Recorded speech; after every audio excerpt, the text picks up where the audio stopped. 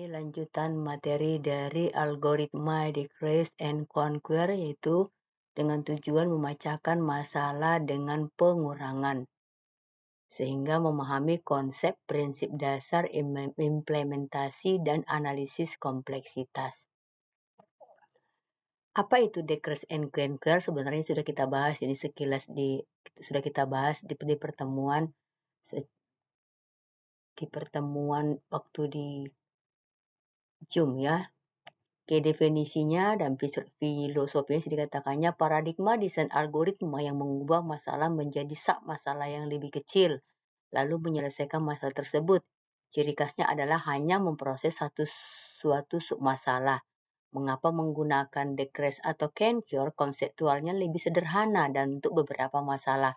Fokus pada pengurangan tunggal yang efisien, berpotensi mengurangi kompleksitas komputasi.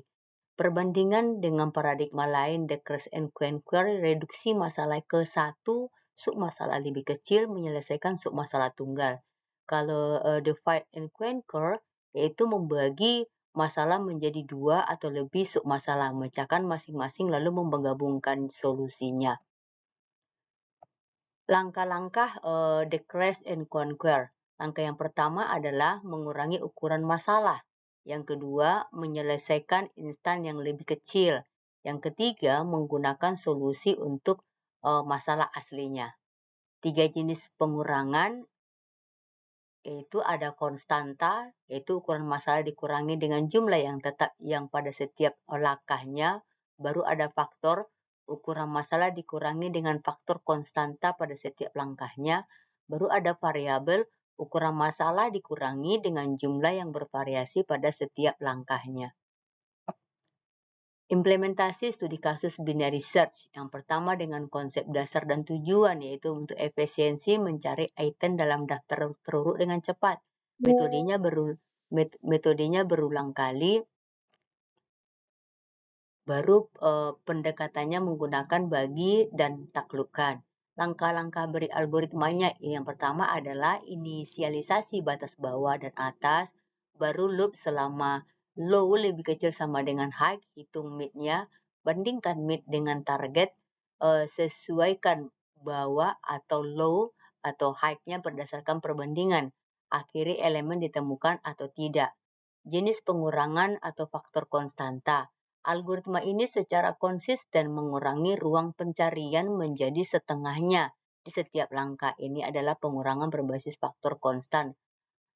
Baru contoh ilustrasi di sini ada buah ilustrasinya menggunakan binary sets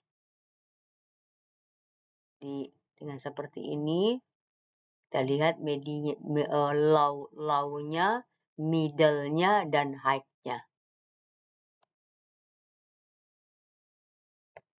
Analisis kompleksitas binary search dengan Big O.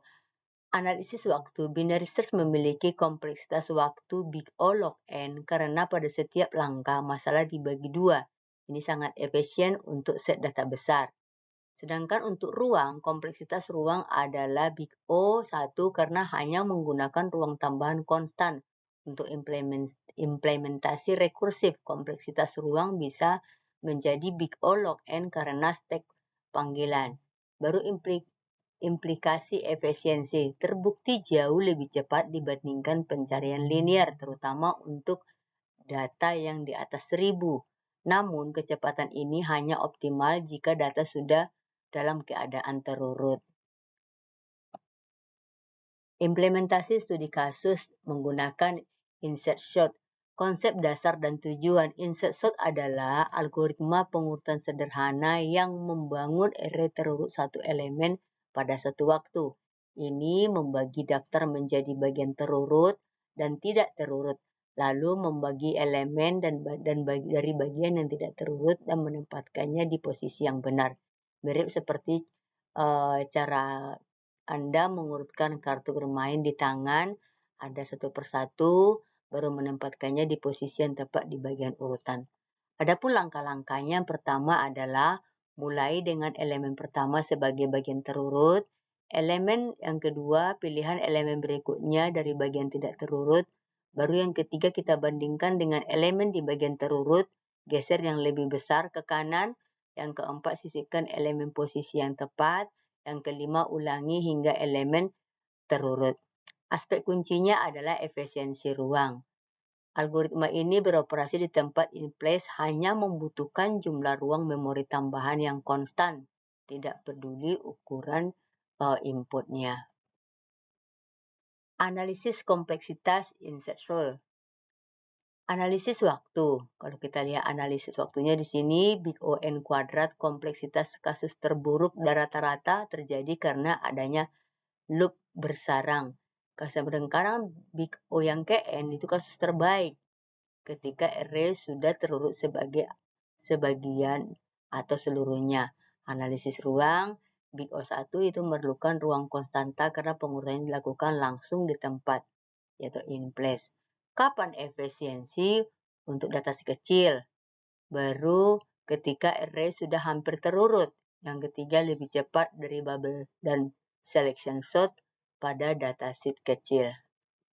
Implementasi studi kasus pada topologi sorting. Kalau kita buat dengan topologi sorting ya, konsep dasar untuk urutan linier dari simpul-simpul atau vertex dalam direct acyclic graph, di mana untuk setiap edge berarah U ke V. Simpul U muncul sebelum V dalam urutan. Hanya memerlukan untuk direct analytics graph, yaitu graph berarah ke acyclic. Tidak memungkinkan untuk grafik yang mengandung siklus. Mungkin ada beberapa urutan topologi yang valid. Langkah-langkah algoritma Ken. Hitung in degree atau jumlah edge masuk untuk setiap simpul. Inisialisasi antrian dengan semua simpul yang di in degree Q hanya 0, yaitu the Qs disimpulkan simpul U tambahkan ke urutan topologi. Untuk setiap tetangga V dari U kurangi in degree NQ ke V jika in degree V menjadi 0. Ulangi hingga antrian kosong. V itu diverifikasi. Jenis pengurangan konstanta. Lebih gambarnya seperti ini ya. Analisis kompleksitas topologi sorting. Analisis waktu. Di sini dibuat dia setiap simpul itu dilambangkan dengan V dan sisinya E dikunjungi sekali. Umum untuk algoritma depth first dan burst first, V jumlah simpul, E adalah jumlah posisi. Untuk analisis ruang, ia membutuhkan ruang untuk melacak simpul yang dikunjungi. Penyimpanan hasil pengurutan yang kedua sesuai dengan jumlah simpul. Pentingnya penjadwalan tugas. Topological sorting sangat vital dalam skenario penjadwalan. Simpul graph dapat mewakili tugas dan sisi mewakili dependensi. Satu tugas harus selesai sebelum yang lain. Ini membantu menentukan urutan pelaksanaan tugas yang baik. Kesimpulan, poin kunci algoritma Decrease and Conquer yaitu reduksi masalah ke submasalah yang lebih kuat. Submasalah memiliki struktur serupa dengan masalah asli. Solusi submasalah digunakan untuk membangun solusi masalah. Solusi utama, terminasi saat submasalah menjadi trivial atau basis kasus. Manfaat dan batasan. Manfaatnya apa? Sederhana dan elegan dalam desain. Efisiensi komputasi untuk masalah tertentu. Mudah dipahami dan diimplementasikan. Batasannya tidak selalu optimal untuk semua masalah. Potensi overhead kursi yang tinggi, terkadang sulit menemukan basis kasus yang tepat.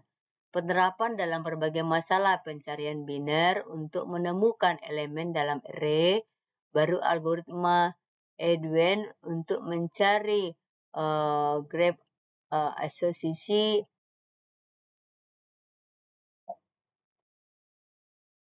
Dirac, baru algoritma